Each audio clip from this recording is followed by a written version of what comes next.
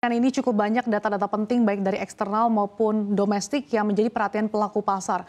Mulai dari pemilu Amerika Serikat, kemudian rilis kebijakan The Fed, hingga pertumbuhan ekonomi Indonesia kuartal ketiga. Bagaimana Anda melihat sentimen-sentimen ini berpengaruh pada pergerakan rupiah?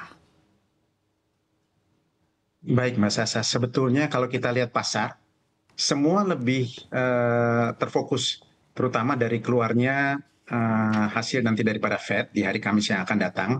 Tetapi yang lebih penting sebetulnya adalah hasil daripada pemilu di hari Selasa dan Rabu waktu Indonesia beberapa hari ke depan ini.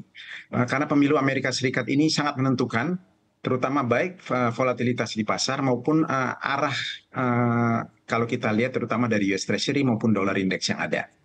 Boleh dibilang satu bulan ini kita lihat pressure-nya cukup banyak, baik di dollar index maupun US Treasury. Terlebih lagi kalau kita lihat dimulainya waktu awal Oktober, ada faktor geopolitik juga, tetapi memang semua akhirnya memang terfokus lagi kepada apa yang akan keluar daripada hasil pemilihan di Amerika Serikat ini. Karena memang market selama ini memang sudah price in bahwa secara odds ataupun kalau kita lihat perkiraan di pasar, Trump sebetulnya memang leading, sehingga itu yang akhirnya mengakibatkan kalau kita lihat US dollar maupun US Treasury-nya bergerak naik cukup signifikan. Tetapi memang seiring perkembangan waktu terutama mendekat ke sini, ini semakin terutama kalau kita lihat semakin tight sih hasilnya. Dan akan sangat menarik kalau misalnya nanti ternyata bukan Trump yang menang, tetapi misalnya Kamala Harris. Yang bisa saja mungkin terjadi, terutama di Amerika begitu sih Mbak. Pak Birger, tapi kalau memang pemilu Amerika Serikat ini menjadi sentimen utama, skenario-nya seperti apa sih yang diekspektasikan oleh para pelaku usaha dan juga investor? Apabila Trump menang akan seperti apa pergerakannya bagi rupiah ke depan maupun nanti Kamala Harris jika nanti ternyata ada plot twist, justru Kamala Harris yang menang, seperti apa skenario-skenarionya? Skenario sebetulnya mengatakan kalau misalnya atau memperkirakan kalau misalnya Trump yang menang, dolar yang sudah naik maupun juga kita lihat US Treasury yang sudah naik, paling tidak memang mungkin ada kenaikan lagi sedikit dari sini. Tetapi paling tidak memang sudah memperlihatkan bahwa dolar akan bull. Itu adalah initial reaction-nya. Tapi kalau sebaliknya, misalnya Kamala Harris yang menang, kita bisa jadi melihat memang terjadi penjualan dolar yang cukup signifikan dan US Treasury pun juga yang 10 tahun bisa jadi turun cukup signifikan pula. Karena memang market lebih risk on, terutama memang anything is possible terus terang kalau di Amerika. Kita lihat memang selama ini misalnya kita tidak menyangka waktu itu mantan Presiden Obama bisa naik menjadi presiden, begitupun sekarang. Tidak peduli gender, tidak peduli warna kulit dan sebagainya, itu mungkin saja terjadi dalam demokrasi di sana. Sehingga memang ini menjadi suatu hal yang menarik. Kalau memang benar terjadi, kita mungkin akan melihat memang pembalikan daripada posisi di pasar. Yang sekarang sudah long dollar bisa jadi akan berbalik, begitu juga yang juga long treasury bisa jadi berbalik. Itu akan sangat menarik sih, terus terang 2-3 hari ke depan begitu sih Mbak Sasa.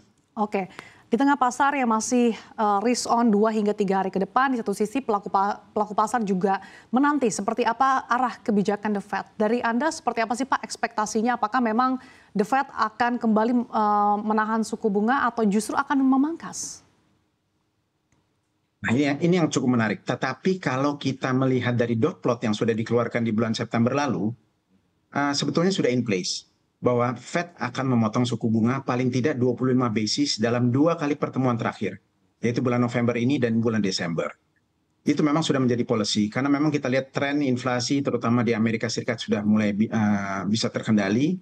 Begitu juga policy apa yang sudah dilakukan oleh Bank Sentral Amerika Serikat selama ini sudah menghasilkan buah terutama di sana. Jadi ini yang harusnya as a policy maker, Bank Sentral Amerika Serikat tetap harus mempertahankan kebijakannya ini.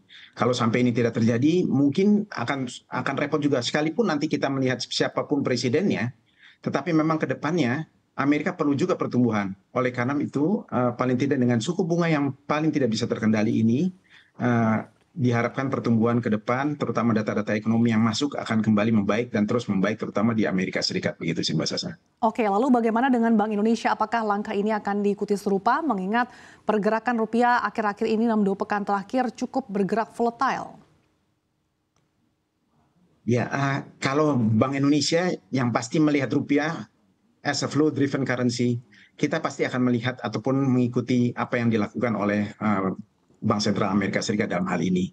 Tetapi kalau memang untuk paling tidak mempertahankan seperti yang sudah dilakukan di bulan lalu, karena memang BI melihat tren pelemahan yang cukup signifikan, terutama dari keadaan geopolitik waktu itu, belum lagi juga dengan tren kenaikan US Treasury maupun dolar indeks yang ada, nampaknya memang BI harus menunggu sampai memang keputusan yang diambil Fed nanti akan jelas. Tetapi yang pasti tabel penurunan suku bunga kalau tidak di bulan ini, di bulan depan pasti sudah ada oleh BI. Jadi ini tinggal menunggu waktu saja segitu sih Mbak Sasa. Oke, kalau besarannya seberapa besar Anda melihat peluang Bank Indonesia memangkas suku bunga acuan?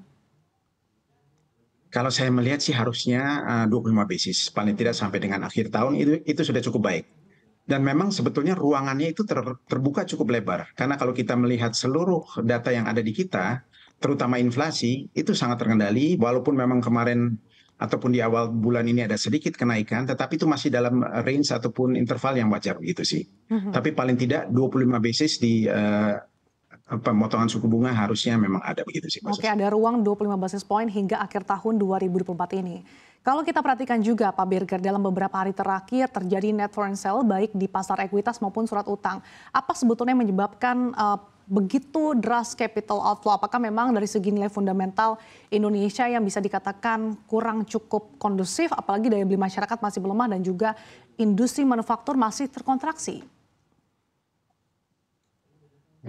Seharusnya sih tidak perlu dikhawatirkan, karena kalau kita lihat secara keseluruhan fundamental kita cukup baik. Mau dikatakan dari trade surplus yang ada, walaupun kita juga growth-nya pun juga masih tetap ada.